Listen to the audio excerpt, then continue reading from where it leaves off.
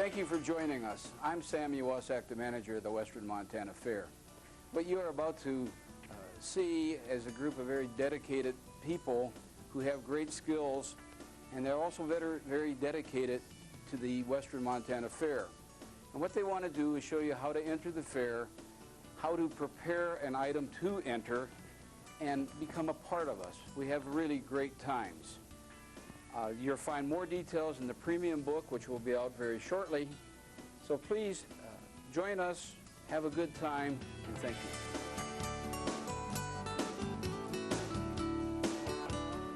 I'm Carolyn Richardson, and we are here to discuss Western Montana Fair Culinary Department. I have with me Janelle Sancelli. Janelle has worked in the culinary department since she was a little girl.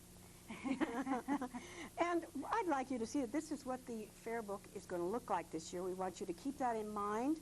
We want you to keep in mind entering. We're going to discuss a little bit about what it takes to enter into the Western Montana Fair and what the judges are looking for. We're going to talk about canning first. And I have right here 2 jars of raspberry jam. Now, it doesn't matter what you're going to find on the directions of your packages of pectin or what Mother has done, what you've done in the past. There are certain rules that the judges are looking for, and that's what they like to see. This here is a no-no. And what it is a jar of jam that has been done in the inverted method. Now, you'll find in your pectin packages directions on doing the inverted method. The judges don't like that particular method. They don't feel it's safe. One of the ways that they can tell that that is what's happened is you'll see jam on the edges. When you take the ring off, you'll see the jam. Yes, or even before. Yeah. And when you pop the top, you will see jam on the lid. This is a surefire proof that this was an inverted method, which the inverted method is filling your jar with the hot jam, turning it upside down immediately on your counter, and like that. Leaving it for 10 minutes, and then turning it back over, and then it will seal, but that seal isn't always complete. As tight as it should be. Right, and so you can grow bacteria and so forth in your jar. Now this here jar of jam was done in the hot water bath. It also got jiggled in the car on the way here. But this was the hot water bath method, and this is the method that the judges like to see. Hot water bath for jams and jellies. Also stay away from some of the, what would you call them, these methods that go in and out of fashion very, very quickly, such as under the broiler in the oven. That is a no-no. That's an oldie. Yeah, or in your dishwasher. No, that's not the right way to do it. The temperature won't get hot enough, and it's not consistent enough to produce a really good product, and you want your product to be really good. So for the judges at Western Montana Fair, let's keep in mind hot water bath for jams and jellies. Another thing to keep in mind is to loosen your ring before you bring your item to the fair. I couldn't open this one. My husband couldn't open it. I'd hate to be embarrassed if you were able to open it, but then oops. But if a judge cannot open a jar, that jar may not get judged. Yes, that's very true, because they have to be able to taste, and they don't want to be spending a lot of time trying desperately to open a jar. Mm-hmm. Another thing that the judges are going to be looking for is, of course, new lids. We know that. But they like to have new rings also if you're going to be leaving a ring on. I suggest with your jams and jellies that you do leave a ring, yes. Leave a ring, because they will be opening it, they will be tasting it, and without the ring, it could get spilled on the shelves in the culinary department. And it leaves a mess, makes it difficult. Mm-hmm. So leave your ring on if it's for the items that you know are going to be tasted, and make certain that it is a new ring. Appearance counts for a great deal when your judges, especially with a really popular jam, for instance, like raspberry or strawberry, where they may have 20 jars of jam, and 3 of them are excellent tasting. One of them's got an old ring or is a little rusty or maybe wasn't washed off. That one's going to get eliminated from the competition simply because someone else took more care to put out a presentable product. Always bring your items to the fair washed, cleaned, in good condition. I can remember in the past one lady wanting to enter many, many items in the culinary, and she ran down to her basement or root cellar, wherever it was, grabbed 50 jars of items and brought them in. The judge lifted up one which was a very old jar, and it's just fine to use old jars, but it had an indentation in the bottom, which many of the old jars did, and when she lifted it, it had a spider web in there and a spider, which was pretty good sign she didn't take the time to clean her jars, and it may have been a very old item that she had brought in. Your product needs to be recent. Yes, it needs to be recent. Within a 13-month period. In other words, from July of the year 2000 to August of the year 2001 is the proper time for all of your canning. You canning at all different times of the year, but you do not have to worry about the items that have been canned the year before, a month before the fair. That's perfectly okay. There are some items, such as your cherries, that come out earlier. And so a 13-month period of time is what you have for bringing in your items.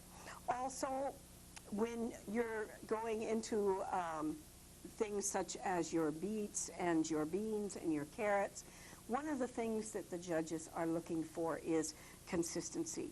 Every slice sliced perfectly, lined up beautifully in the jar, and your liquid clear, not murky or cloudy looking, which could mean that it had been over-processed, or perhaps that the vegetables or fruits were a little older when you canned them.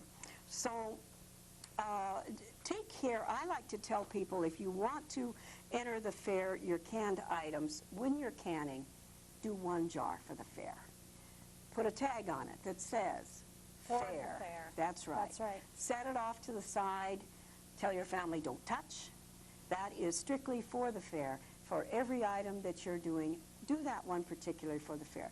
The rest of your canning, if you're in a hurry and you don't want to take the time to stack it all perfectly and have everything the same size, that's all right. That's perfectly okay. But for the fair, do it up a little special. But now when I say special, I don't mean fancy.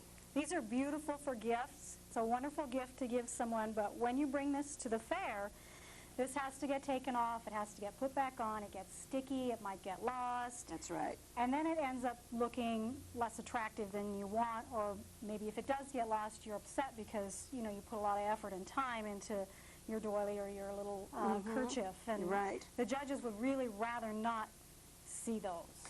And while we're at it, we had been discussing the methods for jams and jellies. This is another no-no. This one, the judges are very strict about, and that is paraffin wax. Paraffin wax is not considered appropriate for your jams and jellies for the fair. The judges do not consider it healthy and careful. You could get mold around the edges. It could, as you may see on this here particular jar, shrink away from the sides, leak out. Any number of things can happen to a jar of jam or jelly that has wax on top. Wax is not considered okay. I know it was fine for Grandma, but it's not okay for the Western Montana And it's Fair. not necessarily cheaper, and it's not necessarily easier. That's right. So That's right. I can imagine very, very few things that are as easy as a water bath. Right. And so keep those 3 things in mind, that water bath is your only way for jams and jellies. Now, here is another thing that I wanted to mention. This is yours. One of mine. This was a gift that you gave me, and we haven't gotten around to eating it yet. Yeah. And aren't we glad today?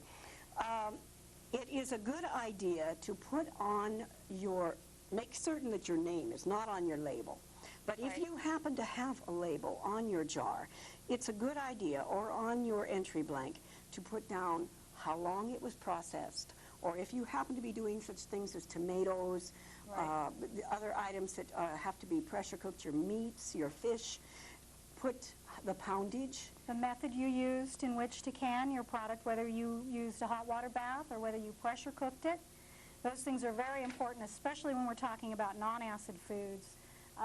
The judges will really want it to be pressure cooked, These and are they all want things- to know. Yes, They want to know the details of your processing. this is all things that are important to them in the canning. Now, also, you know that there are premiums. You have your first, second, and your third place. You have your best of show. And for those people who have won best of show awards for their canning, then the Kerr and Ball companies also, when they get your name and address, will be sending coupons for jars, canning jars, and lids and rings, to encourage you to continue to can for the fair and for your families. Also, and let us discuss jars. Canning jars are the only type of jars truly acceptable by the judges. Not mayonnaise, mayonnaise. not oyster jars, not baby food jars, but canning jars. Now, you do not have to, of course, use a quart size. You can use any of the smaller sizes, whatever size you wish. We try to tell people, you know, to use the smaller sizes saves you money, this is not something you're going to be able to take back home and feed your family. It's been on the shelf at the fair for Open. quite some time. In the heat. And except for those items that are not opened, such as your vegetables and your fruits, that you would be able to take back home, but these items you're not going to want to feed your family again. And so we suggest that you use a small jar as you can, as you wish to save yourself some money and to provide your family with more of the product that you want. Well, Janelle, have we missed anything on the canning that you can think of? Nope. I just, remind everyone that when you're doing jams and jellies, you want to make sure that you use a hot water bath method for your jams and jellies, and that if you have a label, even if you don't have a label, even if you just mark it on the top of your lid, your method of processing is really important. And cleanliness and neatness and, a pride in your product really goes a long way as That's far as very the true. judges are concerned. And that is the way it is in every department of the fair. Right. But in all the years that we worked in the fair, in the culinary department, we always felt it was especially important Right. in the culinary department that in every department, every part of the culinary, that your product be clean and put Presentable. together with care. Yes. From there, we're going to talk about the open class of the baking. Now, the important thing is to follow the rules. And in the beginning of every department of the fair, you're going to find the rules mentioned. For instance, when you come to cookies, it will say 3. It doesn't mean 4. You can't bribe the judge. Nope. It doesn't mean 5 or 6, I have had people come to me with a plate of 5 cookies and say, you pick out what you think are the 3 best. No, you pick out your own 3 best and you do your entries yourself. Right. I can tell you a story about agriculture. When I was in agriculture many years ago, a young man brought in a plate with 4 of the most beautiful garlics you can imagine. They were really lovely. And we were very, very busy at the time that he brought them in. Nobody noticed he had 4 on there. When the judge came to the plate, he refused to judge it. And I said, I'll take one home. We could very easily slip one off of there because they were beautiful, and I wanted this young man to get the blue ribbon that he deserved. And the judge says, no, we do not do their entries for them. And so he didn't judge it, but he wrote on the back, if you had had 3 on this plate instead of 4, you would have gotten best of show. So look those rules over. Watch them Really? carefully. Read them carefully. What the judges are looking for in adults as well as children is uniformity, the same size, the same color. One burned cookie and two light-colored ones. Not a good idea. Not a good idea, no.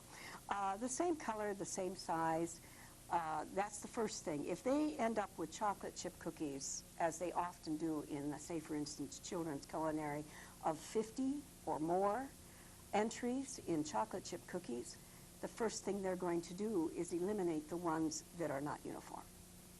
And then when they have come to the ones that all look the way they should look, the same size, the same color, done all the way through, and not overdone, then they start judging from there, their first, From second, taste, and, yes, right. their first, second, and third place.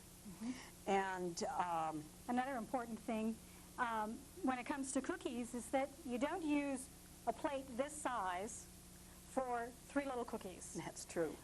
You wanna put them on a plate that's appropriate for what you're giving in, and you want to make sure that it's good and sturdy, that it's not really flimsy, because they don't always hold up well to the handling and to the moving around. And you would hate to see cookies slip off the plate onto the floor. 500 paper plates for $1 is not the one, Steve. No, you really do want a good, sturdy paper plate. We have had them fall on the floor before. Oh, yes, yes, yes. So- And especially in the children's categories, because there are so many Right. cookies, and they're crowded together, you need a good plate. Also, I have a piece of cellophane over this, but actually what is a good idea to use are the Ziploc bags. Bring it in on a sturdy plate with a Ziploc bag over it, a Ziploc bag that is accountable to the size Right, right. of the plate, and that will work out well for you. Also, as we had stressed before, in looking over the rules, no 2 entries in a lot. Say, for instance, chocolate chip cookies, you decide to make a regular Toll House chocolate chip cookie and maybe one with big chunks.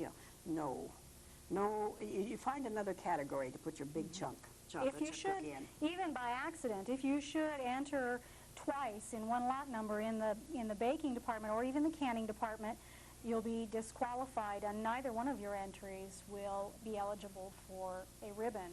So it really isn't an advantage to do that. Right, right. Let us talk a little bit about cakes and breads. Now, it says in the book that you may bring in a half. You don't have to cut it in half. I suggest that you do, because why waste it? Waste the cake. You're not going to be able to serve it to your family after the fair is over. And the judges are not going to take any points away for it being cut in half. In fact, they might be very pleased in noticing that it has been cut in half. The same goes for any of the breads that are come in a loaf. A half a loaf Right. for your quick breads, your French breads, your white breads, whatever, is the proper way to do it. Also, it's the same for the pies. A lot of people, especially if they're doing berry pies, fruit pies, don't like to cut them because they know it's going to leak out and it maybe look unsightly. The judges are not going to care about that. If you want to bring your pie in whole, they're not going to take points away from you. But if your husband wants the other half of that pie, you might as well leave it for him. Right. Because even if it does leak out into the pan, that's okay with the judges, and a half a pie is acceptable. A half a cake acceptable, a half a bread. Right. Well, and if you refrigerate it real well before you cut it in half, or even put it in your freezer for a short time, you don't want it to freeze completely, but for a short time, that'll help keep it together so it doesn't spread out on your tin and your plate. And of course, we do have in the culinary department refrigerators that keep these items throughout the fair for you. Yes. I also want to suggest, don't use your valuable Pans cake or plates, pie tins, whatever you. It is not going to help you in your points if you're bringing it in on a fancy plate. It is much better to use throwaway pans. This here is a piece of cardboard. A cardboard with just cellophane over the top will be perfectly acceptable. Anything along that line, it will be fine with the judges, and it would be much better for you. We have seen things happen to valuable items. They can disappear. Yes, during one particular very special contest that we have at the fair last year, a lady lost a crystal dish. It just walked out the door. And that can happen. Or it can end up on the floor, broken, slip through some worker's hands, or Right. some child may pick it up and look at it and accidentally drop it. So try to use the throwaway items to bring your products in. That will work much, much better. There's a lot of wonderful categories in culinary that we would like you to consider entering, and one in particular is foods cooked with honey. I was going to bring a jar of Mitchell honey? Mitchell honey, and of course, Mitchell, yeah, the had Mitchell, one of those senior moments and forgot it. Yeah. Mitchell honey gives a jar of honey to all their blue ribbon winners. And there are other generous prizes from Yeah. other organizations in the community for your different products. Your rye breads get a special prize. From the Swedish club. Right. Yes, they get a money prize, a plaque, Right. for the best Swedish rye. This is a wonderful contest to enter, and last year a man won. Yeah. And you would be very surprised at some of the really fabulous things that some of the men can enter. We do have, of course, a men's only category, and we encourage men to enter the men's only category, but enter open class also. You bet. The men and the children have it lucky in that they legally, or ethically, whichever way you want to put it, can enter the same product in the fair twice. In other words, they can take a loaf of bread, divide it in half, enter half in men's only and half in open class. We women can't do that. No. And so that gives you twice as much of a chance. It's really wonderful. The children can do the same. If they want to compete against the adult men and women, they can, and many of them do very well. Yep. We had a pie bake-off one year that a 12-year-old girl won over all the adult women in that contest. And it wasn't because she was very, very cute. She did a wonderful peach pie. Yeah. So we encourage the men to enter both the men's only and open class, and we have seen some wonderful things from the men. We had one of the things that I want to mention is this is Western Montana Fair. It's not Missoula County Fair, it's not Missoula City Fair, it's Western Montana Fair. Covers 7 counties, from the northern part of the state to the southern part of the state on the western side. We had a gentleman from Ronan. He's passed away since, but for years would come down with a pickup load of food for the culinary department. Baked goods, canning. Yeah, breads, canning, Yes. everything. His name was Russell Starlin, and he entered right up until the last year that he was with us. Right. And enjoyed it very, very much. So, we want to encourage people from Kalispell, people from Missoula, from Drummond, over to Alberton and Superior, every single area of this part of Western Montana to enter, and in any of the different departments, culinary, agriculture. I've seen hay come down from Kalispell and win blue ribbons. It is your fair. It's the fair of Western Montana, and we want you to enjoy it in every way that you can. I wanted you to notice, Janelle, that I have my chocolate sundae shirt here. Yes, I see that. Yeah, for those of you who do not know what chocolate sundae is, chocolate sundae is a contest that we hold on Sunday, the last day of the fair. This was a contest that we started to encourage people to come to the fair on Sunday and enjoy some of the things that we have to offer on that particular day. Now, you do not have to fill out an entry blank to enter chocolate sundae. You just make anything made of chocolate. Yep, you make what you want that's made of chocolate, and you bring it in that Sunday, and we fill out a tag, and it's openly judged in that By the Fair Board. the Fair Board comes and they judge all of the exhibits And we carry them out. in front of an audience, and Yes. then we share all of our exhibits with the audience, and it Yes. is a great event. It's a lot of fun. It's gets bigger and bigger every year, and there are some wonderful prizes from community supporters for this particular event. And That's so true. It's a really wonderful thing to One year participate we in. had 72 entries. Yeah, And it covers every category: cookies, cakes, Candy, pies, desserts, cheesecake, cheesecake. yeah, souffle. We yes. had that. We had a chocolate lasagna That's one right. year. That's right. Yeah. Also drinks and ice creams. Uh-huh. You'll find the categories listed in the book under Chocolate Sundae. Now, because it's in the book listed under Chocolate Sundae and has numbers, that does not mean that you have to fill out an entry blank. Right. So that is one particular contest that you just make it of chocolate and bring it Bring it. in. Bring it in. You do have to pay to come to the fair on Sunday, but it is one of the best experiences that you will have. The crowd absolutely loves They it. do. They stand in line and They stand in wait. line, and that line gets long, Yeah, it but does. there's a lot of chocolate there for them to sample. Mm-hmm. And we, working in the department, wear our special shirt. our yeah. special chocolate shirts. What chocolate stain? Yeah. It says on the front there. Yes. Did you want to talk about decorating cakes?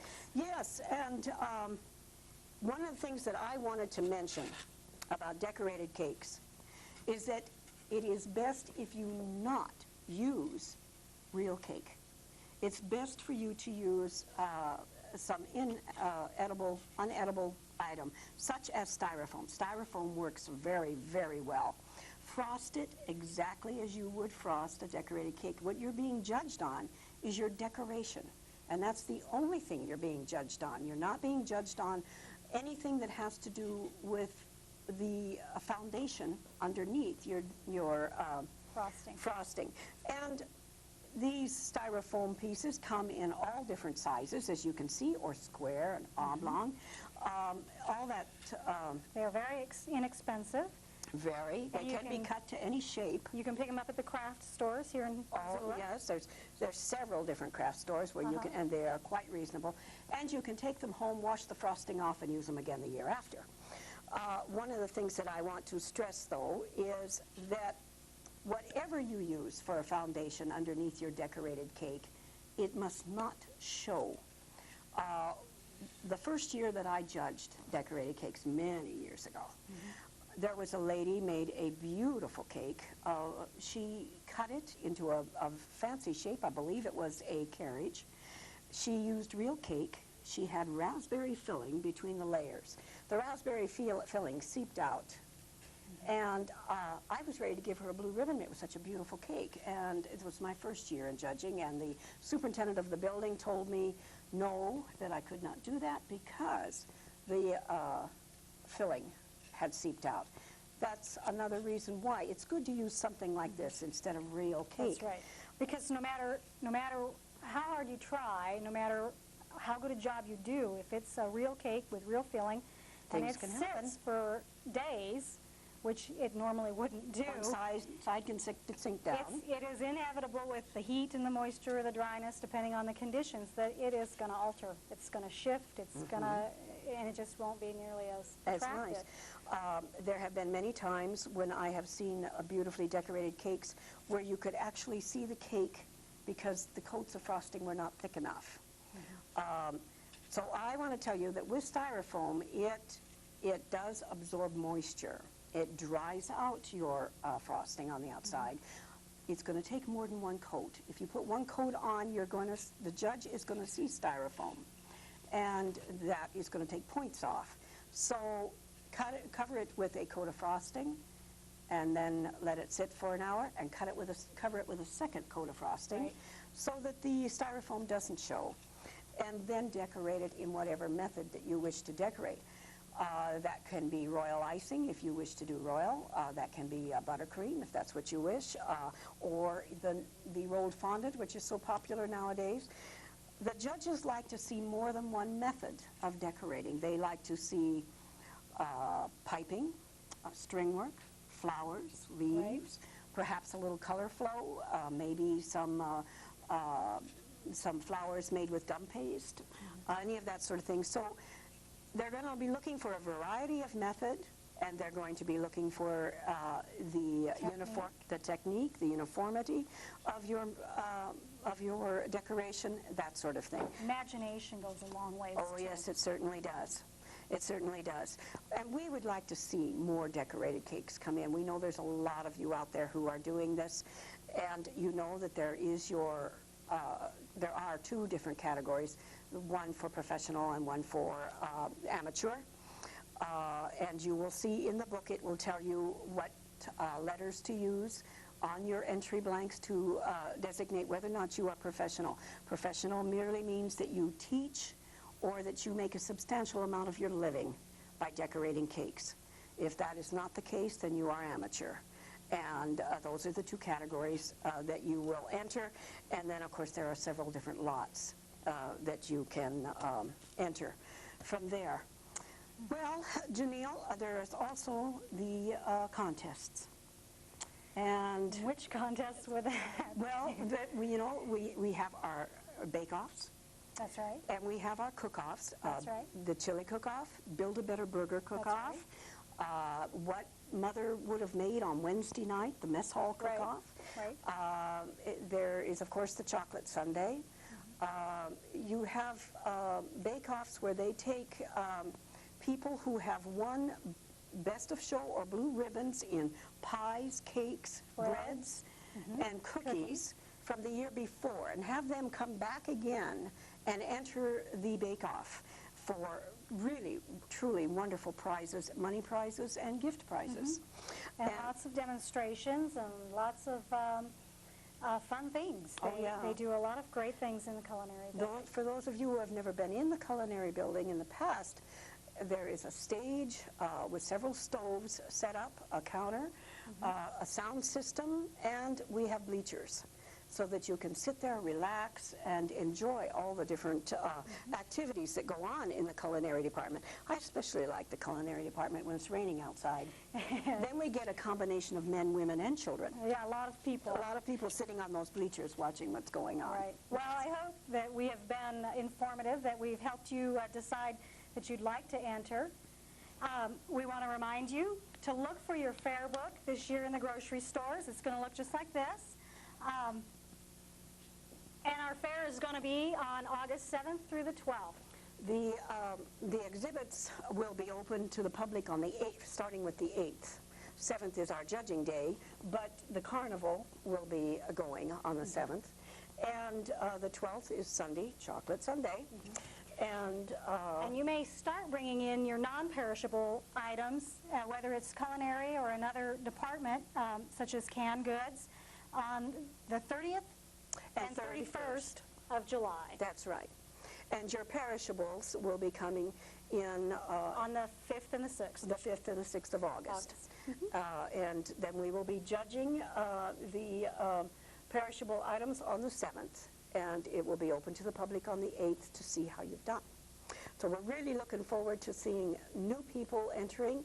And, of course, a lot of our older have been with us for many years. And and the children who have started from little on up, we have had children as young as 3 and 4 years old entering culinary.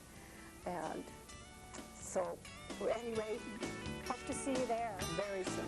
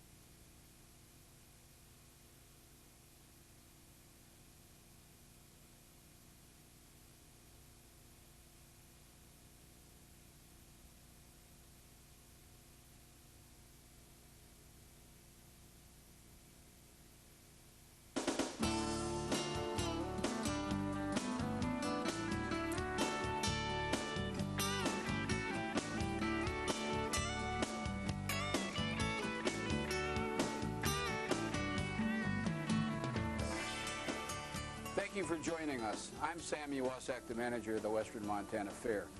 What you are about to see is a group of very dedicated people who have great skills, and they're also very dedicated to the Western Montana Fair. And what they want to do is show you how to enter the fair, how to prepare an item to enter, and become a part of us. We have really great times. You'll find more details in the premium book, which will be out very shortly. So please join us, have a good time, and thank you.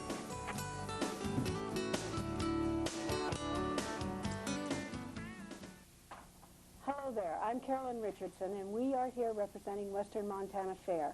I'd like to introduce you to Peggy Holt. Peggy is from the Missoula Quilting Guild, right? That's correct. Yes. And she's going to explain to you a little bit about what the judges are looking for in home arts. That's your quilts, your needlework, hanging pictures that have been crocheted and embroidered and that sort of thing. This is, the home arts department is very new to me, and so we're going to learn about this together. But first of all, I wanted to mention to those of you who are outside of the Missoula area that this is the Western Montana Fair, not the Missoula County Fair or the Missoula City Fair, but Western Montana Fair. We cover 7 counties, all the way from the northern part of the state to the southern part of the state, east and west in the western area. We would like to see items coming into the home arts department from all over our beautiful Western Montana.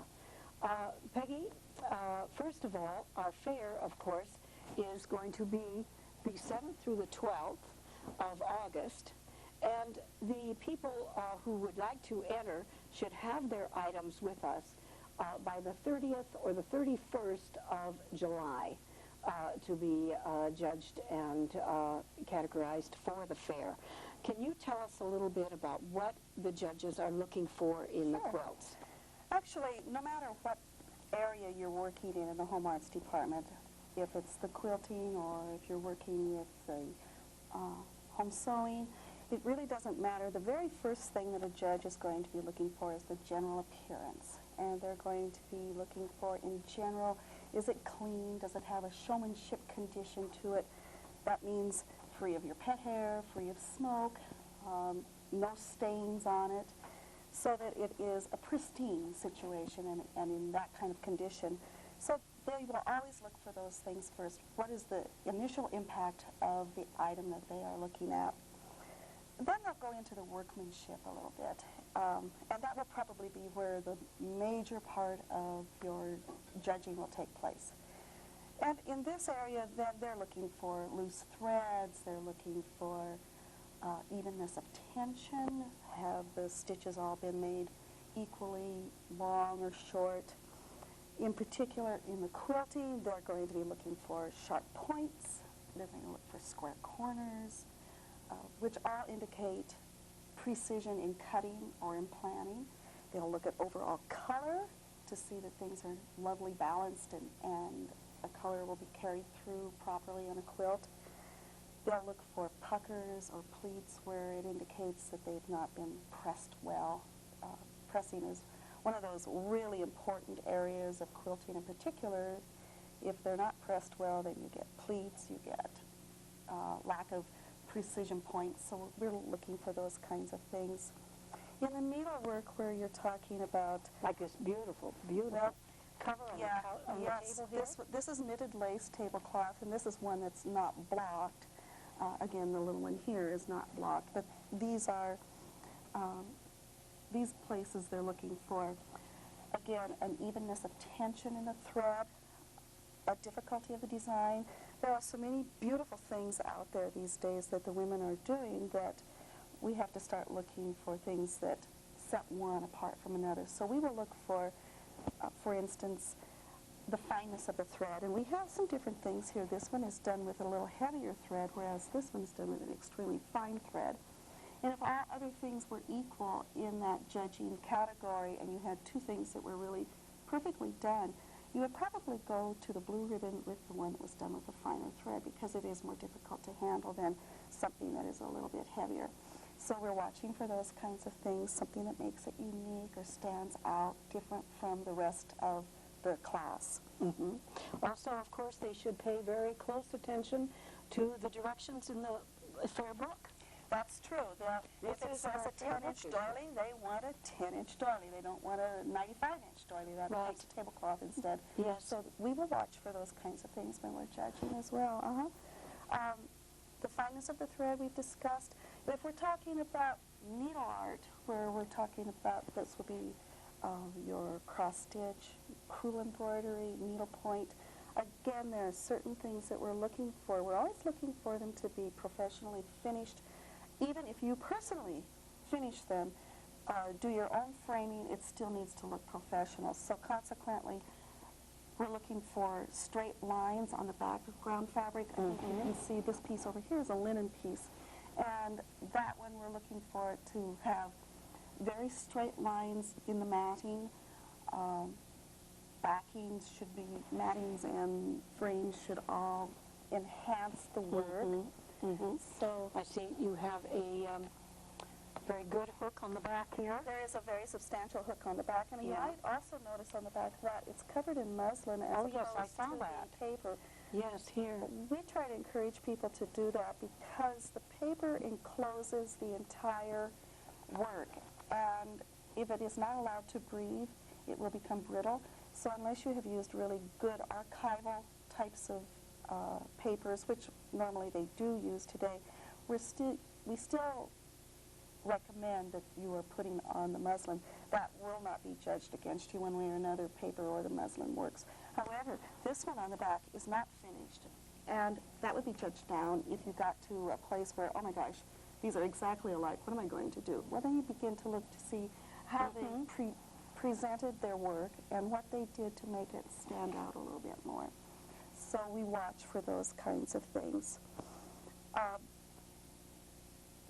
The home sewing, again, we're working with techniques an awful lot. This is your dresses, shirts, pants, bathing suits. Pillows, children's clothing. Out of that category, there will be specific things that the judges will be looking for at specific times and in specific categories. If it's a child's garment, they're probably going to be looking more for construction that is sturdy. In any garment, they're going to be looking for tension of the threads so that the bobbin and the upper threads are balanced. Anytime those are not balanced, if your tension is bad, your seams will pop. And that's pretty much an indication that the home sewer did not pay attention to her tension, and she needs to adjust those kinds of things. Looking to make sure that such things as interfacings are appropriate, finishing of hem lines, trims. So those are just real general. Now on what sets one apart from another. If you have two pieces that are equal, in a quilt, a judge is going to look to see what you've done that's different. Now, have you found a really marvelous color combination that's different from the norm? Have you maybe tied it in such a way so that the ties make a pattern, or have you used thread as opposed to yarn? Anything that sets it apart and makes it more interesting or makes it look like you have given it some thought. Now the quilt right behind your head here. This one here. This one here. That was the grand champion winner last year. Yes. And can you tell us what may have been some of the reasons for that particular quilt? This quilt is a marvelous execution, for one thing. The colors have been chosen with care. The background has been something other than what you would normally expect, a white background. Debbie had taken the time to choose something that really fit in with her colors. She has had it professionally quilted, and the quilter did some wonderful textural things to bring the quilt alive. I know a lot of people will discuss professional quilting as opposed to the home quilter. And as a judge, we watch for those things, and we are aware that there is a difference between them, but we also are aware that the home sewer is capable of giving a professional look to her quilting just as well as the professional quilter is. There are some things that your home machine cannot do, but there are also some things that the larger machines are not able to do, so they balance out pretty much.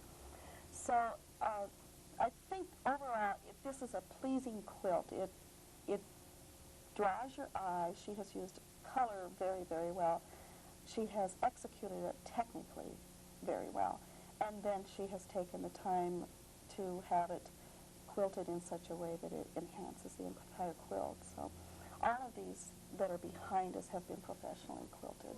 You will not be judged down if it's not been professionally quilted. If you've done a good job of your home sewing quilting, there have been times that a home sewn quilted quilt will take precedence over another one. So it isn't necessarily something that is going to make a difference in the judging, but it does enhance it. So that's why Debbie had done this. When it's a beautiful quilt, and it is certainly worthy of that honor. Hello, my name is Shirley Marshall, and I'm here to tell you a little bit about the department that I'm involved in with the Western Montana Fair. Western Montana Fair encompasses the entire western part of the state. I believe 7 counties from right up against the Canadian border, clear down to the Idaho border on this side. We are looking for people to please enter. We have so many wonderful things going on throughout the fair, and I'm here to tell you about the ceramic department. Our department is in the same building with Home Arts. We share the building, and my part of it is the ceramic division. In ceramics, we have not only ceramics, we have china painting, we have the ceramics, of course. We also have pottery and dolls. Dolls are the big thing now. They're very, very popular. And I'm going to tell you a little bit about the judging process of all of these aspects. Let's begin with the ceramic part of it. What a judge is looking for in the ceramic division is cleanliness. These are all molded in molds. The clay is poured wet into a mold, and then it's dried for a certain length of time, and then unmolded. What the judges look for primarily is seam marks, and you can pretty well tell where the seam would run in these. And when they come out, they have to be hand cleaned, and you should not see any mold marks or seams any place in this piece. They will also look at the bottom of a piece, and that's very important. A lot of ceramists forget to clean the bottom of their pieces, and they do mark them down drastically. They will look for adaptation of color, how well the colors would blend with this particular piece. This piece is a little bit unique in that it is made of ceramic, again molded, so the judges look for the mold mark, and of course there aren't any. So this piece judged very highly. The bottom is clean. You can't see any mold marks there, or even stilt marks. But this piece, after it was glazed, was actually china painted. So we have two totally different techniques involved in this. The dog and the background was china painted after all of this, the ceramic piece itself, was fired and glazed. So this lady got a very nice ribbon on this particular piece. This piece was very difficult for this person to clean, in that you have all of the little feather divisions within this swan's wings. And there is not one area where you can see a seam mark, nothing. So this piece also got a very nice ribbon. Now let's move on to the china painting. China painting is done on boned china, or it can be hand-poured bisque. This piece actually is a Bavarian tray. It was hand-painted and fired many times to attain the depth. What the judge will be looking for in a piece like this is the contrast. Not only in the leaves, the flowers, but the background also, so that you have a pleasing contrast. In a perfect china painted piece, you should be able to see at least 5 values. In other words, differences in the shade of color, going from the lightest to the darkest. And china painting, that's how we do our pieces. We range from the lightest value, we start with that lightest value, and then with each successive firing, we go a little darker in the shaded areas. This piece, incidentally, is part of a tea set. Okay, dolls. Dolls are a little different in that all of our dolls are hand-poured. They are then hand-painted. And what the judges will look for in a doll, especially one like this, she is an entirely china doll. Her entire body is china. What they will look for, and I take the suit off, but she doesn't have an undie on, so.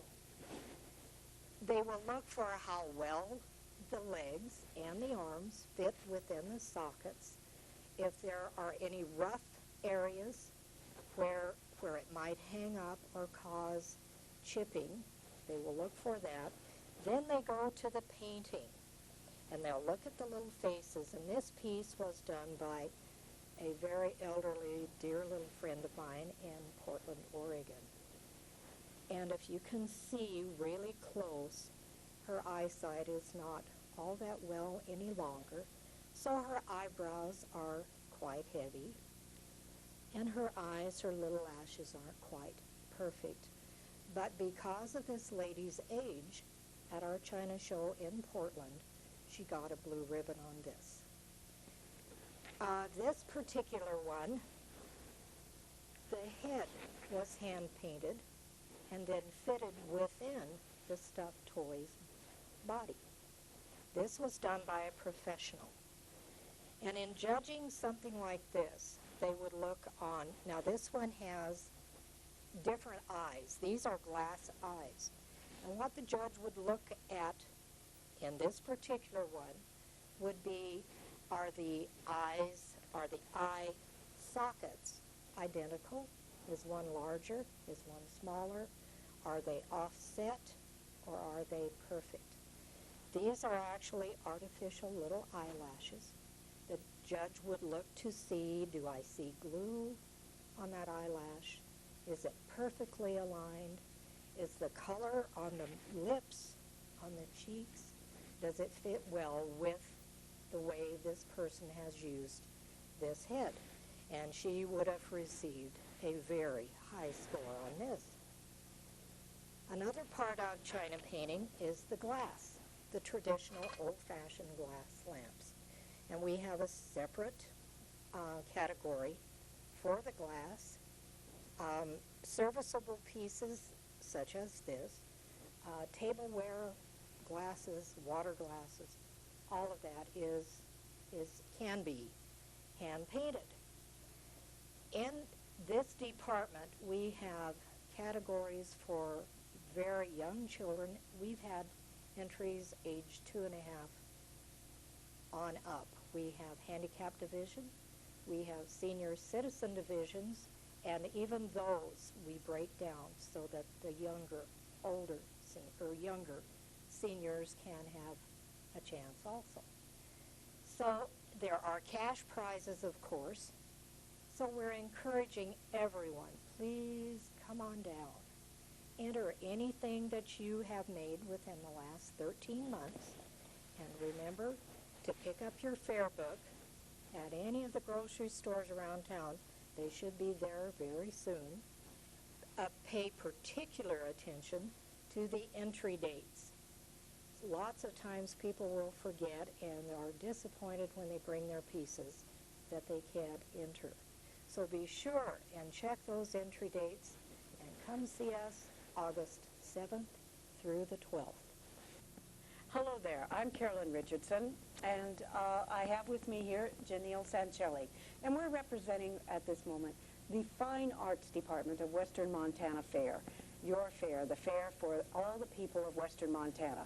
The Fine Arts, of course, deals with the paintings, your oils, your acrylics, watercolors, drawings, pencils, ink. We'll also have pottery and leatherwork, woodwork. Mention Some sculpturing, that's right. There are woodworking, woodworking, furniture. furniture, that's Yes, right. And it's open class, men, women, and children. One of the things that we wanted to mention to you is that it's important that your item be sturdy enough to hang. It says in the book that it should be matted, should have a good hook on the back, and possibly, if you can, framed. We had a tendency last year to receive a lot of children's items that were just on flimsy paper. Well, there are no rules against that, but they did continually fall off the wall. If you can take the time and spend a couple of dollars, it's really worthwhile to take your child's artwork and have it shrink wrapped or even laminated. You can go to your local print shop, sometimes your schools. If you have a chance to go by your kids' school, you can actually have some of their stuff laminated there, and it will hold up to the constant traffic and public viewing much, much better than if it's just the bare paper. People love to touch. It is a crowded area. You know, you have sometimes large crowds, 2 or 3 people abreast walking through. Right. Will bump these items, knock them off the walls. You'll see here some items that received ribbons last year, some that did not. We love to see all artwork. All hundreds and hundreds of pieces of artwork. The chicken down front here won a blue ribbon, the big rooster. That was a birthday present to me by my sister. And some of these items here, such as this one here, did not perhaps win, or this little boy's one here, a blue ribbon, but they were so unique to the crew, to myself, that sometimes these items will receive a special award, such as the MCH award, Makes Carolyn Happy. Right. This one received a Makes Carolyn Happy, as did this one.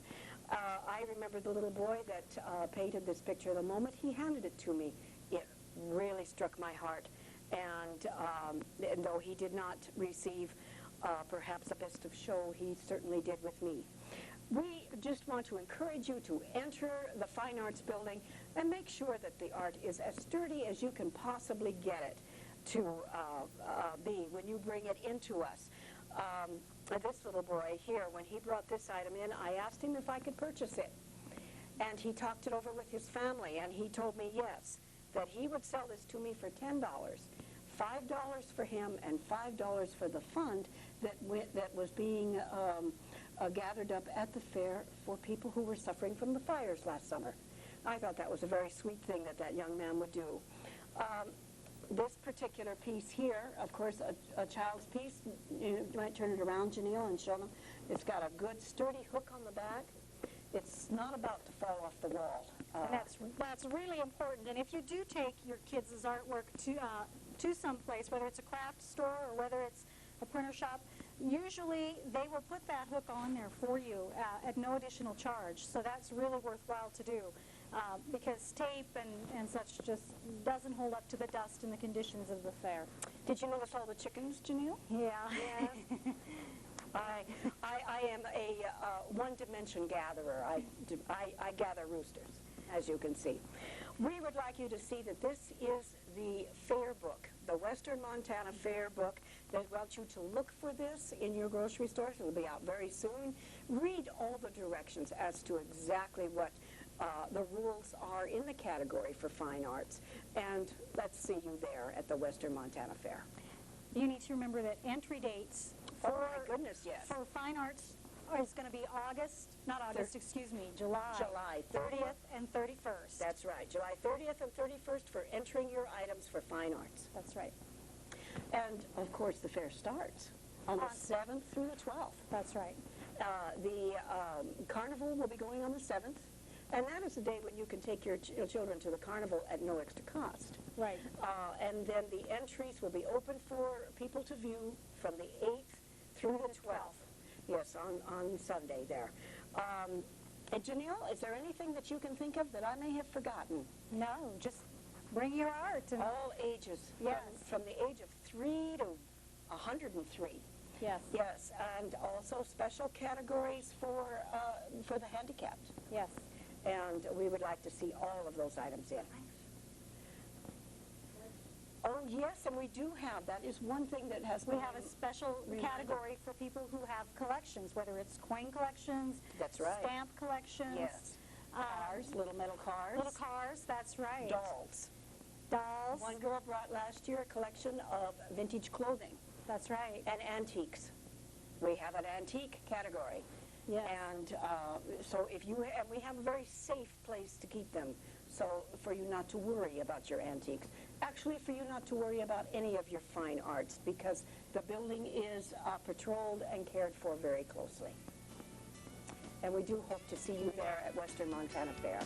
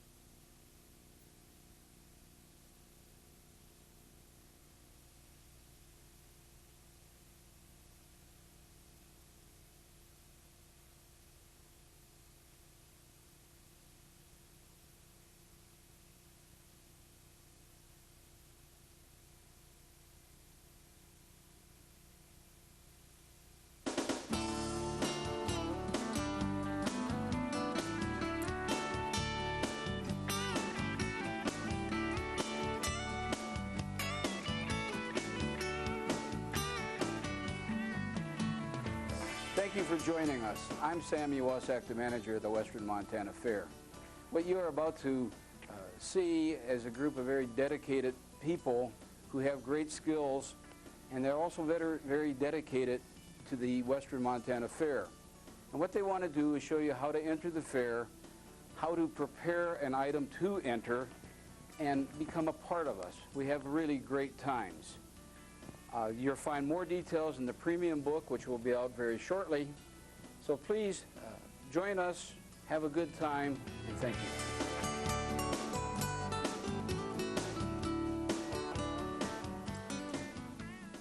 Hello, I'm Carol Myers, Floriculture Superintendent for Western Montana Fair. But to begin with today, I'm going to be talking about agriculture. Our Western Montana Fair covers the whole state, western part of the state, 7 counties. And so no matter where you live, if you are able to see this program, you probably would be able to enter in the fair. Fairs were started many years ago in order for people to show off their produce and then their flowers. And so this department should be one of the mainstays of the fair and should be the most heavily entered. There are several different ways you can enter. Adults would enter in one category, the juniors in another category. And then there are also some very special categories that I'll talk about later on. Now is the time to start thinking about what you are going to grow to bring into the fair. You don't go out and buy one plant and put it in your garden and try to pick what you need to from that. You should buy several different plants or plant several different seeds. And in that way, you will have a choice for which ones you want to enter. Most entries are multiple entries, okay? which means 2 squash, several beans, 8 beans for adults, 6 beans for children, multiple carrots, tomatoes, potatoes, and what you are going to enter should be the best that you have. You try to match them by size, shape. Now, all tomatoes look great. And in our Western Montana Fair, usually people are entering the green tomato section because tomatoes are not ripe here in Missoula yet. But being this time of year, I had to go raid the grocery store. So we have 4 tomatoes here. These 3 would make an entry. They all are about the same age, same size, same color, no marks on them. And so those should be winning the ribbon. Zucchini squash. This is the size squash they prefer. You can enter, if you have a monstrous one, you can enter that in the area for the largest squash. But they want you to enter a couple that look a bit better than this. You have to leave a stem on it, and in the book it tells you how long to leave the stem. And if you're smart, you find 3 at home that match and bring them in.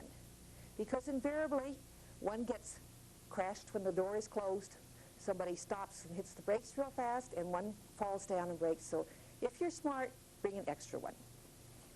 Crooked neck squash. Now these were the best I could find at this time, but they probably would not be even judged at the fair. They have not been cleaned up. Here's part of the old dead bloom on it. They have scrapes all over and some area where the bush marked it. So, but they're pretty well matched in size. So they might be a 3rd place ribbon winner. The hardest thing to do is like string beans, trying to match up 8 string beans. I think the first fair I entered into, which was not here, somewhere else, you had to have 20 string beans. You go pick them and then try to match 20 string beans. If you want to drive somebody crazy, have them do it for you. So the judges are looking for nice, young, tender beans. These are a bit limp. When judging, they will crack them to make sure that they're fresh. They will look them over for bug bites, rub areas, and so on. So when you're picking them out, you pick them fresh in the morning, keep them cool, match them, keep them cool until you take them into the fair. Carrots are very interesting. You have to have a top on a carrot. The green stems from a half to 1 inch in length. Now, there are many different shapes of carrots. Unfortunately, the store where I went this morning had 2 shapes, this one and the little bitty guys. Now, this is known as a long tapered one. There are also stump-rooted ones, longer ones that are the same, and again, it's a multiple entry. You will have to have several of the same size, shape, and be sure and leave the tops on. Potatoes are really interesting. Now, for an adult, you have to know the name of your potato. So when you buy your potato sets, look at it and see what it says, and then remember that. Now, you're going to want to show 3 that are somewhat matched in size. Mostly at that time of year, they won't have the little growing spots on them. And you could go with the bigger ones, or if they're one of the smaller potatoes, you could go with matched sets of the smaller ones. Now, the red ones are the same thing. Now, a couple of these have some very bad burns on them and have scab marks, and these you would not consider entering at all. The judges will just look at them and look away. So you want to have them all nice and clean, not beat up. I'm not a juggler. And so this is one area where you have to be very careful. Wash your entries. Brush them with a very soft brush to get all the dirt out. Make sure they're very nice, clean looking. And see now, that looks pretty good. Not perfectly matched, but from the selection that I had, it was pretty well. Now for the juniors, the requirements to enter for juniors are not quite as strict as they are for the adults. They have a class of Scarecrow Decorating Contest. This is open to both adults and juniors. And I'm sure you've all seen the scarecrows when you've gone walking by the agriculture building.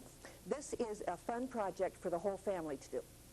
And the younger children like to do it, and this is something that you can let them do and work on it, but you can also do it yourself. The junior agriculture has a class called Edible Art. It's a creation made from vegetables and or fruit with an artistic flair. And it can be modern art or animals or anything that the child wants to do.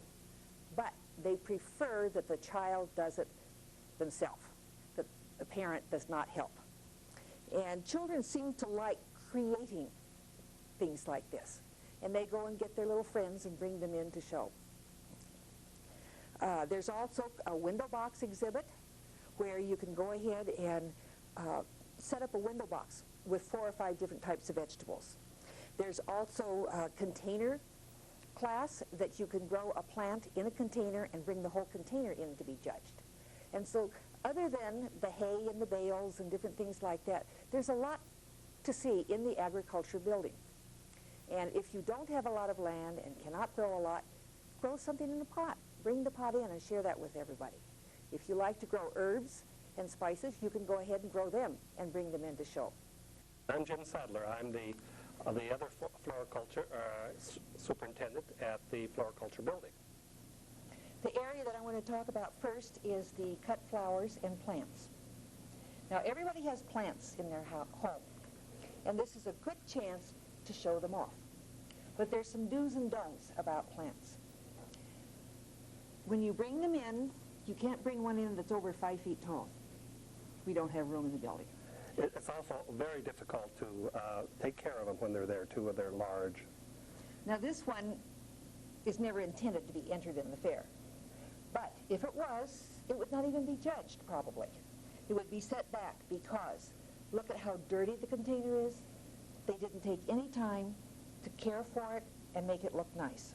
And it's a kind of undergrown. This is a large pot, and you have a small little flower. So the pot and the flower have to be, or the plant have to be kind of matched, about triple size, 1/3, 2/3. What would be better for a plant like this? Mm-hmm.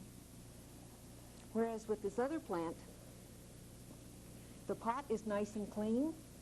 The plant is very good looking and healthy. Would you turn it a bit? And it presents nicely, except the plant has not been groomed. It has a couple leaves here who do not look that good, and so what you should do is just remove them. Grooming's everything when you're dealing with house plants. Even though this is blooming, this is a plus for a plant like this. It is a little underpotted too, meaning the pot's a little larger than that would mark it down a few points. But it doesn't mean it still wouldn't win a blue because it is a very healthy looking plant. What else you got here, Carol? Okay, that's all for the plants. So one problem with bringing flowers into the fair, you don't go out at the last minute with a 5-gallon bucket, pick all the flowers and throw them in. That just does not work.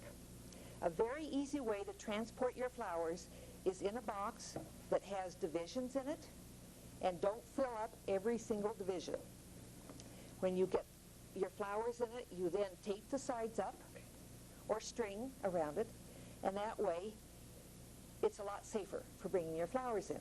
Put your entry tags with your flowers so that you know which one it is.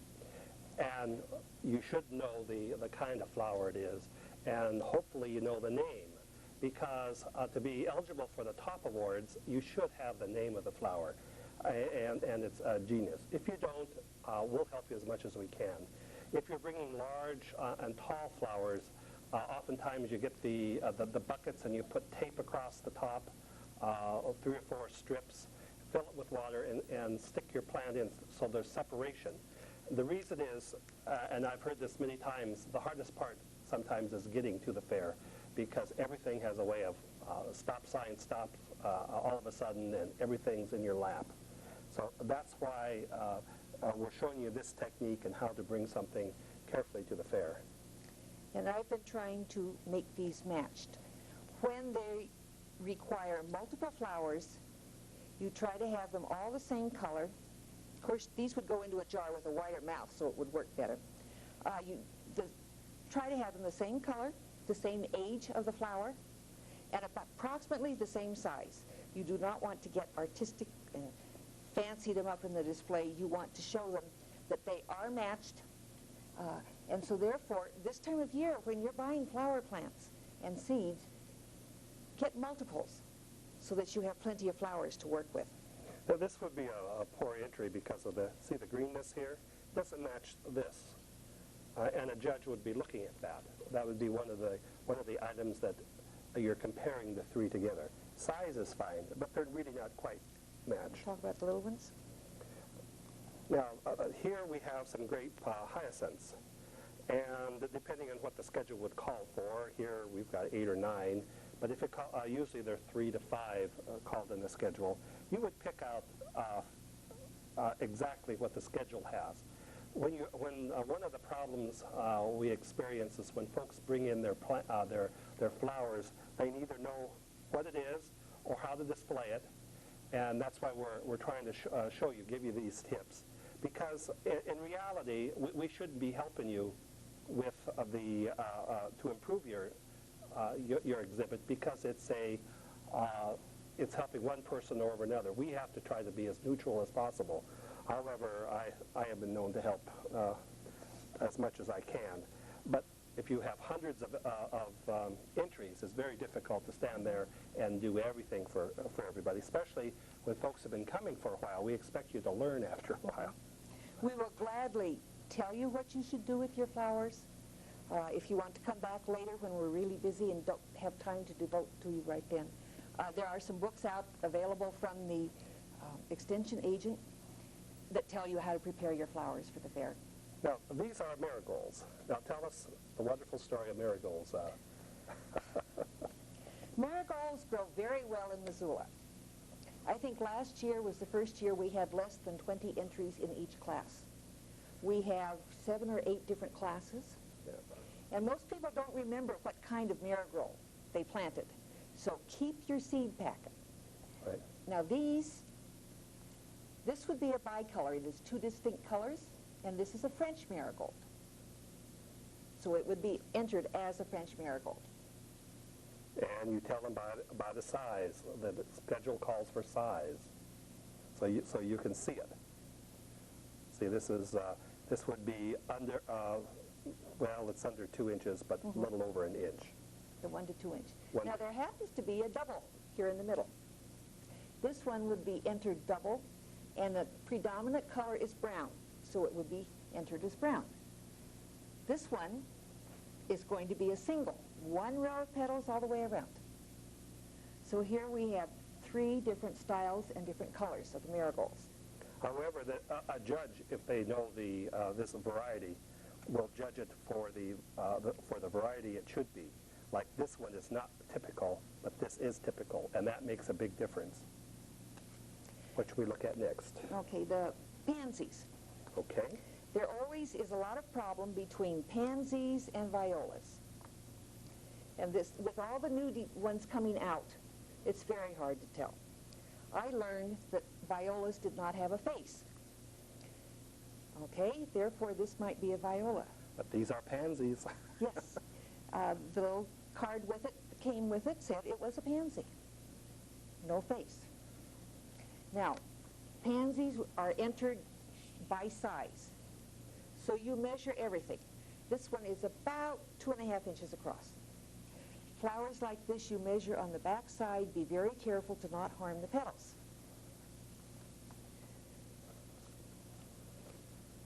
Okay, this is a viola.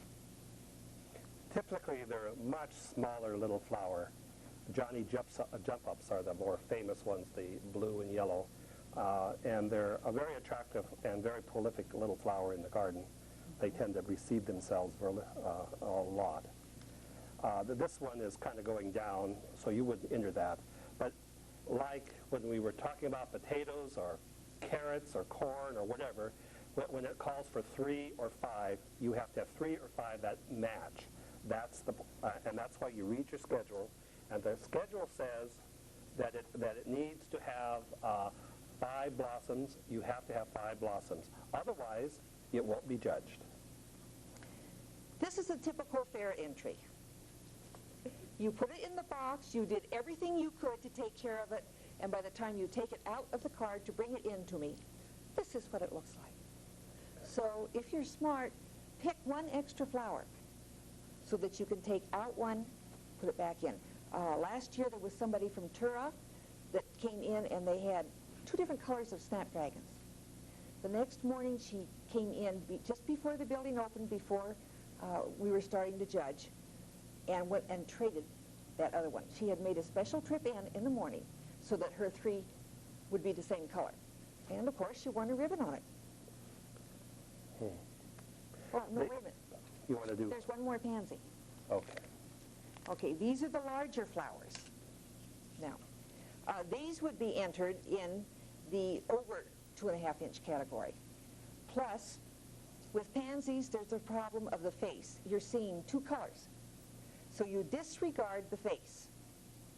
And this would be entered as a white. This one would be entered as a yellow. I believe that we have more categories for plants by color than any of the other fairs around. We've had people that have entered for 15, 20 years. And they know how to take care of their plants, so if you're, and flowers. So if you're going to, you got to learn, because you're going to be up against them. Well, I've seen many first-time person who just comes in with something that they picked and brought in, got best of show. That can happen. So don't be intimidated. This is an interesting little pony, Carol. It's got all kinds of petunias. Tell me about it. Why do you have it here? When you read the colors for the petunias, you will see that they say some red and white. They will be red in the center and white around the edge, which I couldn't find any, or red and white striped. So these would be entered as red and white striped. This would be entered in the red category. Turn it around. And then this other one would be entered in the salmon. And it's really hard to tell the colors on the petunias. Yeah. Especially when you have dark salmon, light salmon, and Yes. medium salmon. We've tried. But we do have a Ouija board that can figure it out for you. So when you make out your slips at home, you don't have to put the color down. Bring it down. We'll help you do that. We cannot help you to stage your flowers. We can tell you what to do. Other one. And we do expect that you will be doing some. But as Jim said, some people that come in the first time, and then they come back and here's the great big rosette on their flower. So anyone can do it. We have separate divisions for children. Now, this is our other petunia. This one is called Violet Plum. Sugar Daddy. That's the style. So that doesn't give you any clue No. of what color to enter in. So you have to look at the schedule and match it as close as you can. And the people who are entering will guide you as well. They'll say, well, this is really a bicolor or whatever, and we'll help you. Don't be intimidated. I would say the majority of people who enter are very, do it just for fun. And a lot of, especially the entries for the children, are especially fun because the little kids, when they come in, we always make sure that everybody gets a ribbon. There's not a child who goes by without some sort of ribbon, and their faces are just wonderful at the end of the fair when they see they got the ribbon.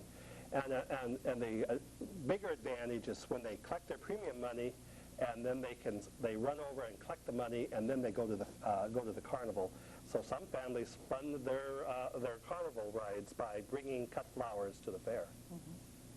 So again, remember, plant a few extra plants so that you have plenty enough to bring us in the fair. Okay. And follow the schedule. I also would like to talk a bit about the Dahlia Show. Sure. And the Rose Show. Why don't you start off with the Rose Show? Well, the Rose Show is going to be Friday, and it's in cooperation with the American Rose Society local chapter, the Missoula Rose Society, and it's going to be, instead of their fall show that they have, they're going to have it at the fair this year, and it's called an alphabet show. which means you enter your roses by the alphabet. So if it's peace, it's under P. And they're having ARS judges, and student judges are going to be judging it, and it should be a lot of fun. But it's on Friday, entering like at, I think it's 7 in the morning until 10 when the judging goes on. Now, it used to be that by the time Saturday and Sunday arrived, we had a building full of dead flowers. And so we started with the Dahlia Show. The Dahlia Show is Saturday and Sunday. So if you read the schedule, it is very explicit on when the different shows will be happening.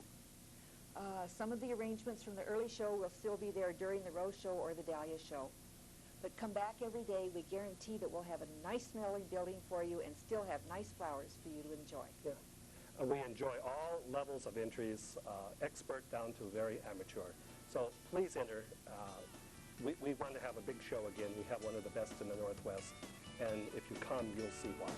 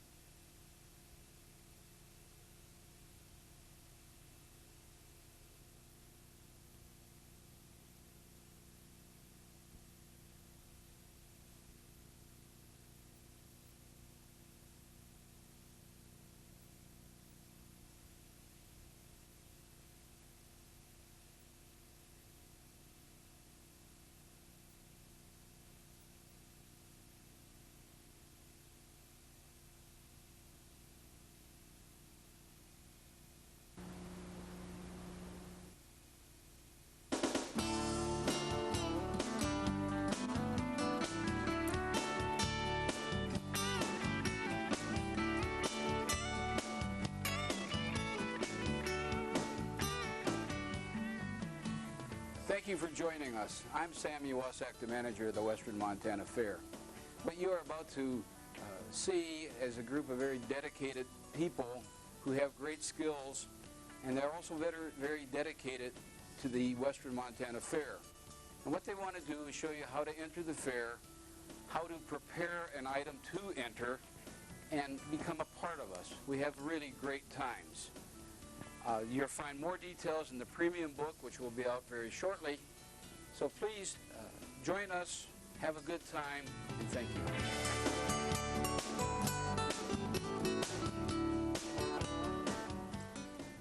I'd like to welcome you to the Western Montana Fair.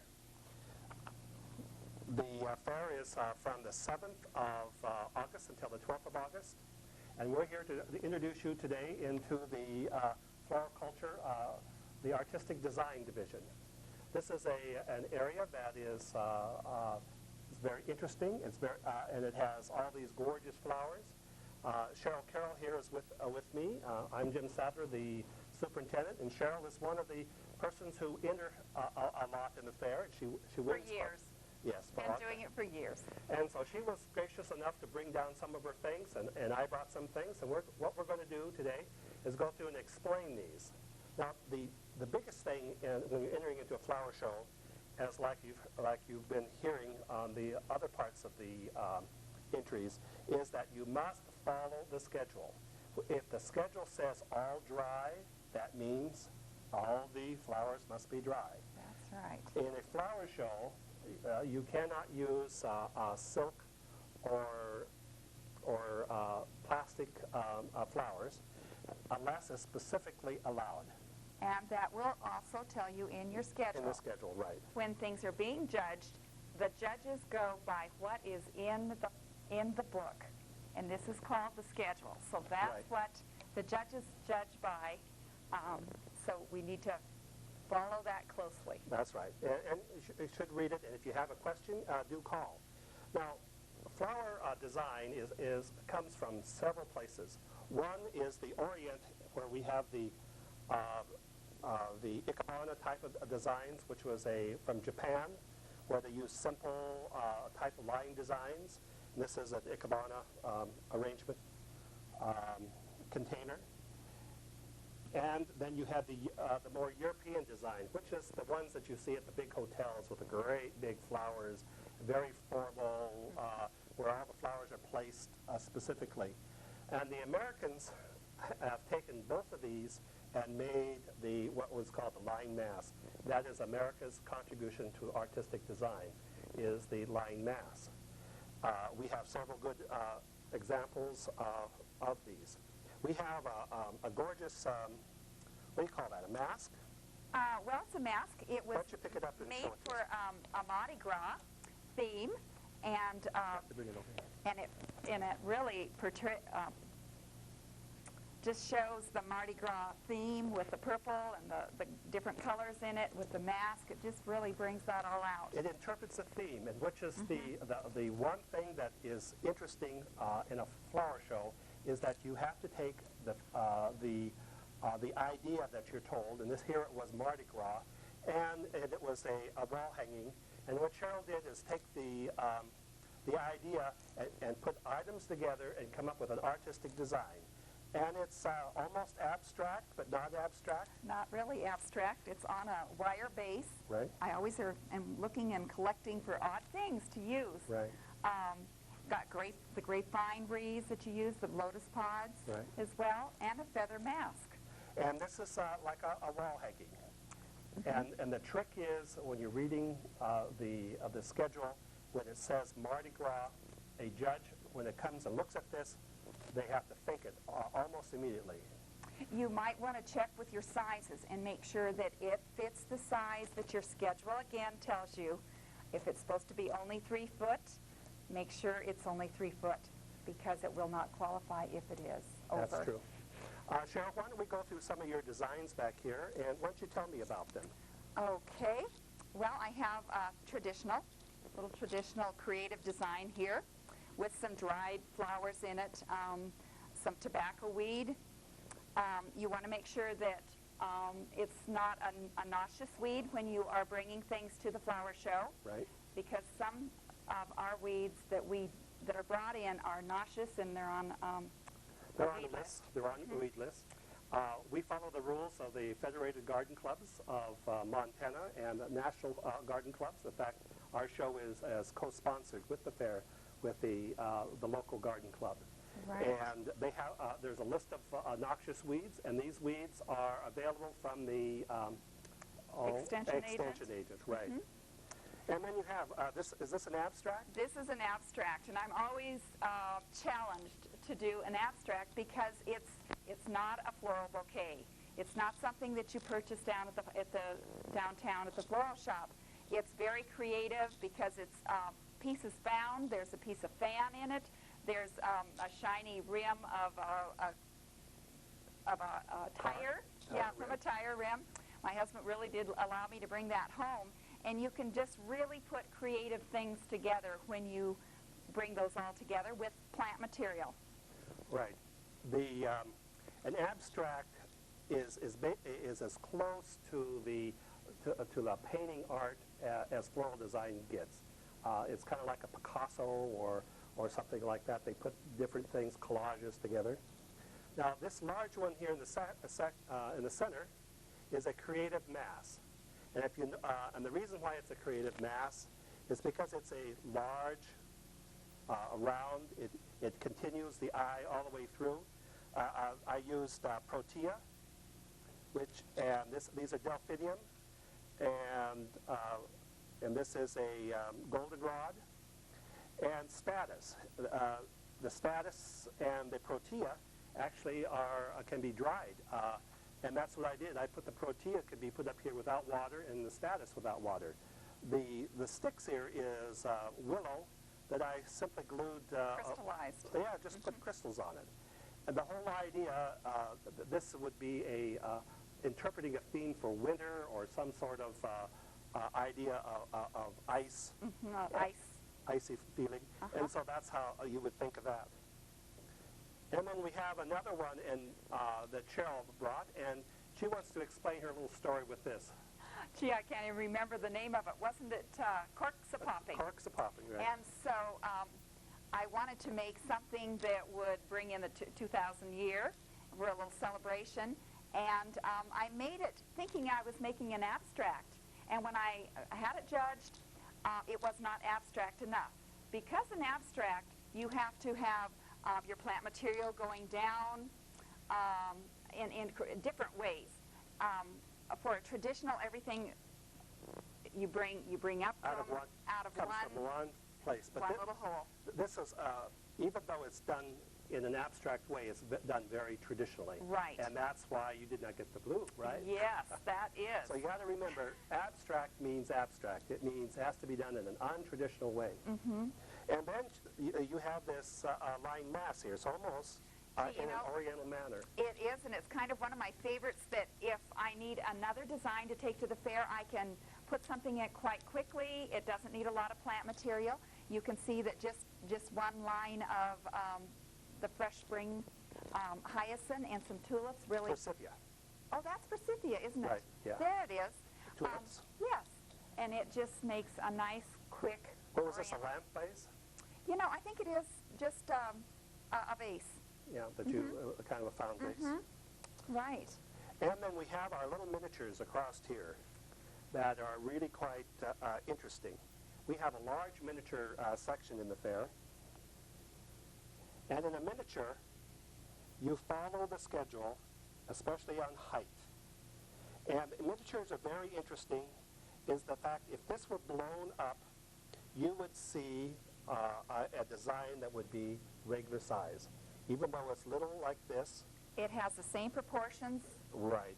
And you'll see the same line. This is a line mass done with little dried roses and little tiny things that I dried using that silica gel. Silica gel. Right. And that works. And this is the same, just like Jim's. It's in great proportion.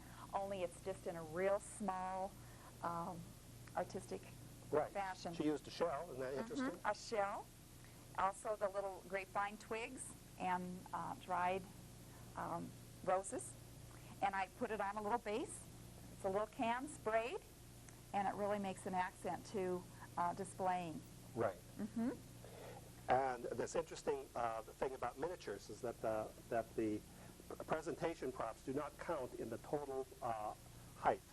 So even though that's a 5-inch, the presentation prop does not add to it.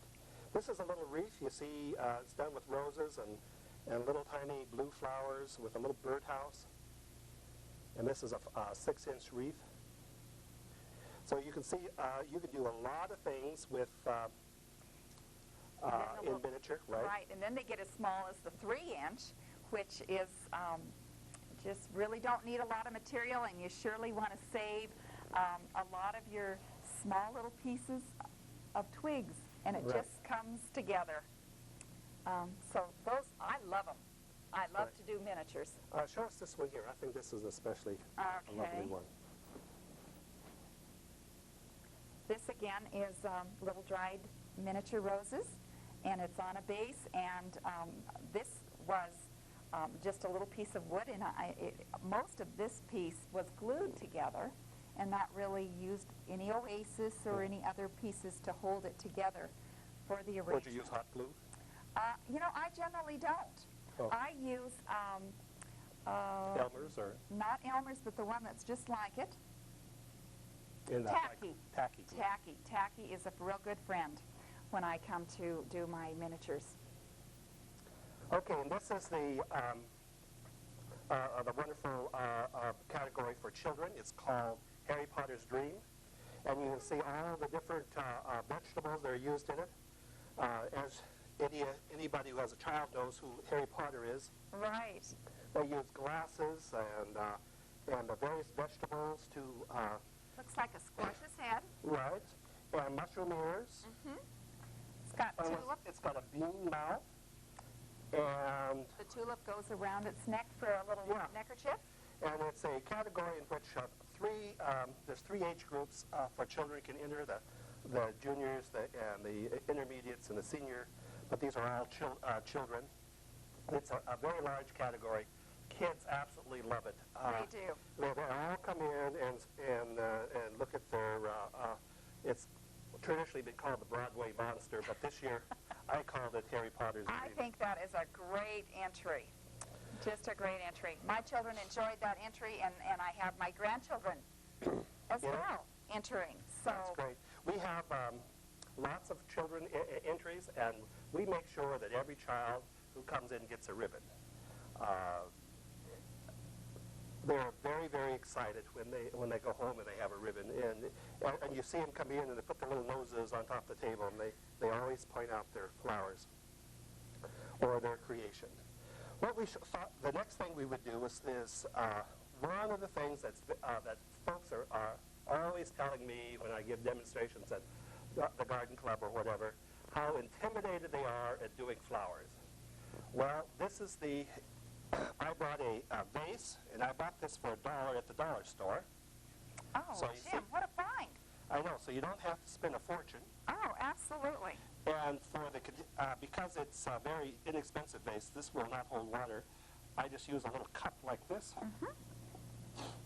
And I thought, because it's kind of low, I have these sticks that I cut out in my garden. So like a willow. Yeah, they're like a willow, so I thought I'd just stick these in here like this to give it a little bit of height, see? Right. And so that tucks in there and stays put. Right. And I went to one of the local grocery stores and just bought a bouquet of flowers. So in flower design, you do not have to grow your own flowers. No, you do not. And in fact, I have a story of this where when my wife loves to cut my flowers in my garden, I don't like my flowers cut. I don't either. I like to save them. So I buy all my flowers. But my wife loves to cut the flowers, and that's okay. When I'm down in my rose beds and she comes with her shears, I always think, here comes the Grim Reaper, because eventually all my... Now, Jim, are you going to use a pin holder, or No. are we going to share that at all for some of the mechanics? Right. Well, I wasn't going to use a pin holder in this one, but I could. Okay. So A We pin might wanna- holder, and in Japanese it's called a kinzan. It was actually invented in Japan. They're also called frogs. I have no idea why they're also called a frog. yeah, I don't know either. But they are, and they come in many, many kinds. And I buy these at junk stores all the time. This one was $6, and this is an old type, Basket a type. basket type for large flowers. And this Ikebana actually has a built-in one. So, as you see, what I'm going to be doing is building this arrangement by using these the flowers that we have. I just got it here at this. Do you want that forward? Are you good at doing it backwards? Well, we're going to find out, aren't we? The idea is this is a very informal. Sometimes you need it arrangement. up so you can have it at eye level. I believe Jim brought these cans is one reason when you're even doing the miniatures, you place them, tape them on here, and then you have them up at eye level. So you can see and work with it. Isn't that right, Jim? Is that how you do it? Right. I would use a little bit of, Tape or clay? well, I use a little bit of clay Use a little like bit this. of clay? Okay. I stick the clay right here, Okay. and then I put my miniature vase there because it's very hard to hold this and stick things in it so that you can pick it up and look at it. Right. Because when you're doing miniatures, you have to do it nose level, say. Nose level. And it's very hard to get the right proportion. So that's the secret on doing that. So Well, okay. oftentimes, How- when you're even working on these, you need to have something, you to need be a more elevated, right. eye level, because the judges are judging at 3 feet away, Right. and so it's how it looks to them at 3 foot. They're looking for balance and proportion and scale and And line. line. How are we doing? Well, I Can think you you do. tell? Well, I have to turn it around just a little bit. I think it's looking pretty nice. The colors are very, very blended, and The idea is what I'm showing is, you know, they have what everybody calls the Martha Stewart type of floral design now, where you was cut and plunk it, Right. basically put into a vase. And what I wanted to show you just how easy it is to do an arrangement. we're Don't going to take use a- a pussy willow at all? Oh, I don't know, we could. Okay. Now, what kind of a design is this, do you know? Well, I'm Are we thinking, making a line design or a mass? I think it's going to be a mass. We've got a line and a circling where this line circles, and it kind of keeps your eye right into the center. Right. And then we've got some of this, what do you call this stuff? Ting ting, I believe. Is this ting ting? I think it is. Could be. You give it a little bit of fluidness.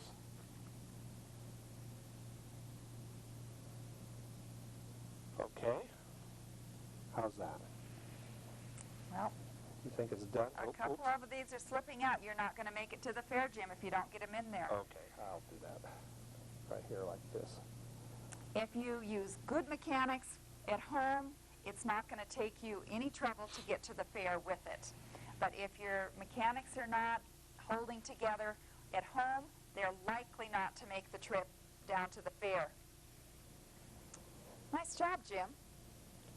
Well, it needs a flower down here, I would think.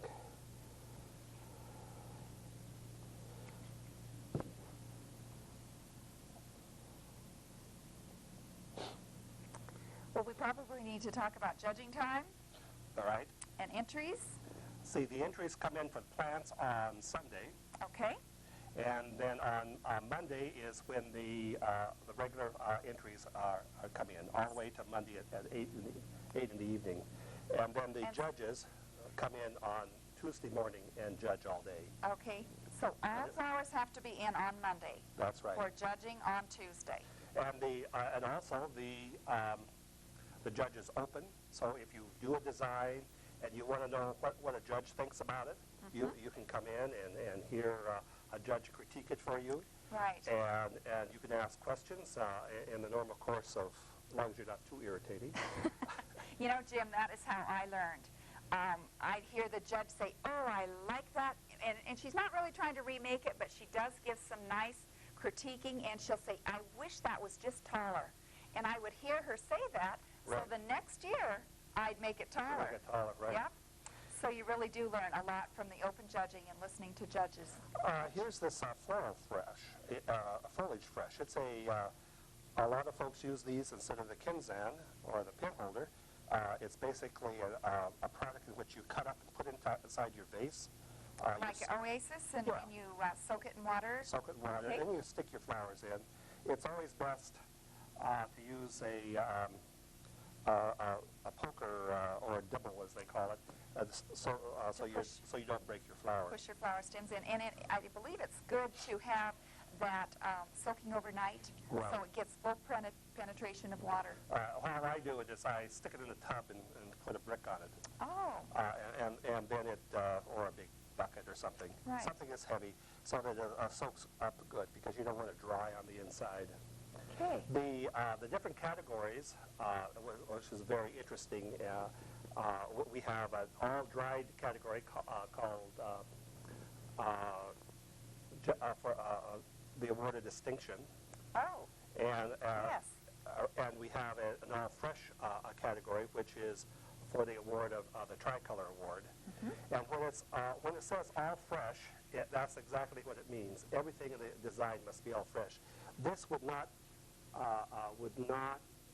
be eligible for in the all fresh. The reason is it has dried sticks. And the moss. Right, and that's dried.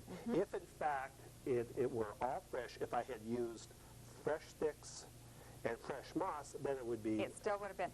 But it could work in another category if Right. it was fresh and dry. right, because there's many of them where they have award of distinction awards in which they're for designer's choice. Designer's choice. And so you don't have to, you just use what you want to use. The main problems with in the flower, judging and so forth, is hardening off your flowers. That's why I like to buy my flowers, because they, in fact, are usually hardened off at a florist. Right. But if you have to harden them off yourself because you want to use your own flowers, the best thing to do is pick them like the night before. Cut them especially long. For instance, if you were going to, if you were only going to use a little bit up here, cut your flower as long as you can, and make a nice clean cut using these pruners or secateurs that have a bypass. So you see what that means? Here's this part here bypasses this. That makes a very clean cut. And also, all flowers should be actually cut under water. And how I do it is you have a bucket and you just stick it in and whack it.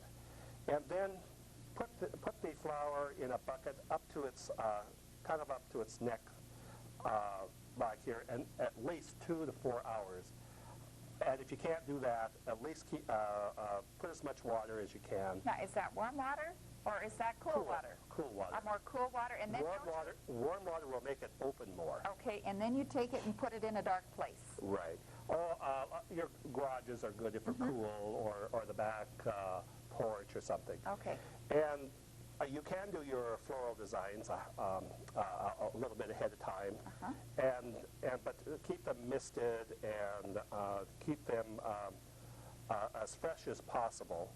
And the other trick is if I'm using these carnations, to make sure that I have extra ones cut, because sure enough, on the way to the fair, the car stops and you've broken off a piece. Right. So if you have extras, you can do emergency repairs when you can. And then after they're entered, Refreshing.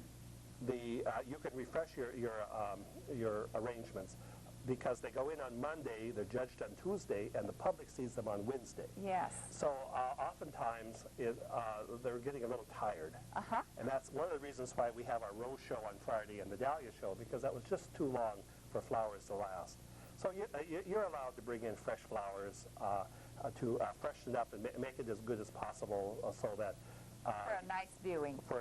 so that your friends can see your work without too much, if everything's wilted, they'll say, well, Why did she get a blue ribbon? or he got a blue ribbon. And you kind of wonder why, but that's a good thing to do. Well, have we covered everything? Well, other than the dates of the fair. And that is August 7th through 12th. The entries are start on Sunday. You can bring in your plants and big dried arrangements and those type of things on Sunday. Monday, you bring in your regular flowers, and you can come as late as 8 o'clock, and we'll take your items. We have a crew sitting there waiting for the crush to come in, and then it's judged Tuesday morning. Okay. The children's, it has the same schedule. The children's stuff is all brought in at the same time. The children have a whole schedule in the flower show where they have flower arrangements that they can enter, and so do seniors. We have a whole section just for seniors, for folks who want to compete. And with the seniors, we